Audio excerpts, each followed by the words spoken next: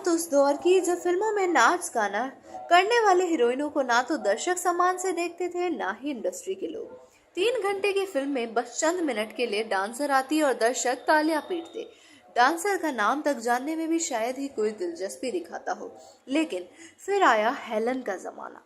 वह ना सिर्फ लोगों की नजरों में ठहर गई बल्कि लोगों का नजरिया ही बदल डाला। बॉलीवुड की पहली आइटम गर्ल कही जाने वाली हेलन को दर्शकों ने सिर आंखों पर बिठाया था, उनकी कला को सम्मान दिया। आज भले ही हेलन चकाचौंध भरी दुनिया से दूर है, लेकिन कला के कद्रदान आज भी उनका नाम बेहद सम्मान के साथ लेते हैं।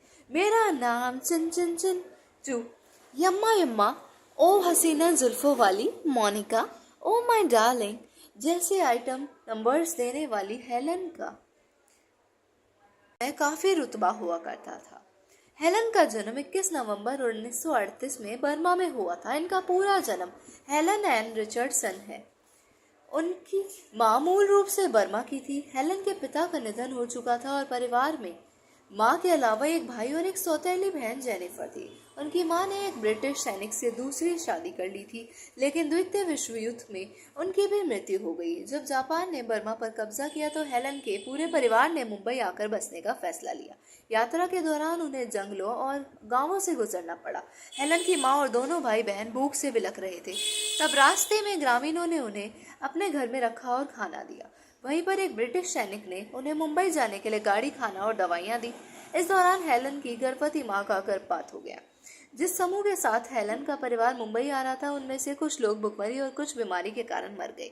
मुंबई पहुंचने में अब भी लंबा समय था, इसलिए हेलन की मां ने कोलकाता में ही रुकने का फैसला किया। वो वहां पर नर्स का काम करने लगी। हेलन और उनके दोनों भाई बहन की पढ़ाई वहीं से शुरू हुई, लेकिन मां की थोड़ी सी सैलरी से घर का खर्च चल पाना कठिन था। कोलकाता में रहने के दौरान हेलन की मां की मुलाकात कुकू मोरे से हुई, जो फिल्मों में बैकग्राउंड डांसर थी। हेलन घर चलाने के लिए नौकरी ढूंढ रही थी, तब कुकू ने हेलन को फिल्मों में कोरस डांसर की नौकरी दिलवाई। हेलन ने आते ही इंडस्ट्री में अपनी जगह बना ली थी। हेलन को फिल्म हावड़ा ब्रिज में बड़ा ब्रेक मिला। तब उनकी उम्र महज 19 वर्ष की थी। इस फिल्म के गाने मेरा नाम चिन चिन चिन चू ने हेलन की किस्मत बदल दी। इसके बाद तो हेलन बॉलीवुड की पहली आइटम गर्ल बनकर सामने आई। हेलन के बारे में कहा जाता है कि उन्होंने अपने दौर में इंडियन क्लासिकल डांस से तो धमाल मचाया ही था, साथ ही कैबरेट डांस को भी इन्होंने भारत में लोकप्रियता के शिखर पर पहुंचाया। वह अपने दम पर फिल्मों को हिट करा दिया करती थी। दर्शक हेलन के डांस के इस कदर दीवाने थे कि फिल्म में उन्हें लेने के लिए निर्माता निर्देशक बेकरार रहते। रिपोर्ट्स के मुताबिक बैले डांस का परिचय भी इंडस्ट्री से हेलन ने ही करवाया था। हेलन अपने डांस के साथ खूबसूरती के लिए भी जानी जाती थी। 1957 में हेलन ने अपने से 27 साल बड़े निर्देशक पीएन अरोड़ा से शादी कर ली। जिंदगी में अभी सब कुछ अच्छा होना शुरू ही हुआ था कि एक बार फिर हेलन का दुख का पहाड़ टूट पड़ा। यह शादी हेलन के 35वें बर्थडे के दिन टूट गई। हेलन ने पति पीएन अरोड़ा की फिजूल खर्ची की बुरी आदत से परेशान होकर उन्हें तलाक दे लिया। हेलन फिल्मों से अच्छी कमाई करती थी और उनके पति इसका फायदा उठाते थे। पति के खर्च के चलते हेलन दिवालिया हो गई थी। तलाक के बाद हेलन बिल्कुल अकेली पड़ चुकी थी।